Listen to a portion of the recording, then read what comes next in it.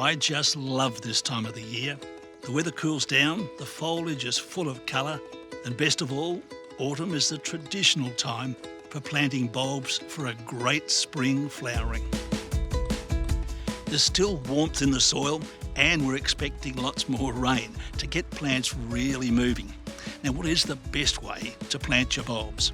Well, let me introduce you to this special purpose-built bulb planter. So how does it work? You push the cylinder into the soil to the required depth, usually about twice the height of the bulb. With these tulips, we're talking about 10 centimetres. So the measurements there are quite clear. You can see the depth, and the mechanism, basically push the thumb in like so. That opens up the cylinder.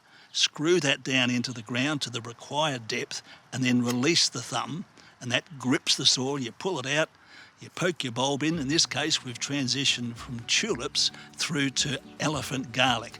And I've got a heap of these to plant out, so let's get into it. These large cloves have a milder garlic flavour and a lovely flower spike later in the season. This tool allows you to plant the whole bed in next to no time.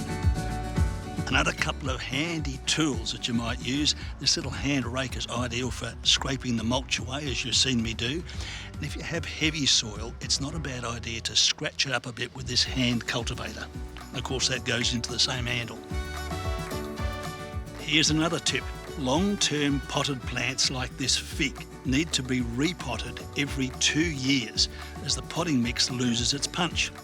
Or you can use the bulb planter to remove the old mix from the edge of the pot, then replace with fresh potting mix to get growth moving again.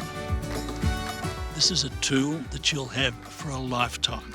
It's made from German high-quality steel, yet it's lightweight, and it's got a 10-year warranty. To get your own bulbs ready for spring, look for these at your local WOLF-Garten dealer or online.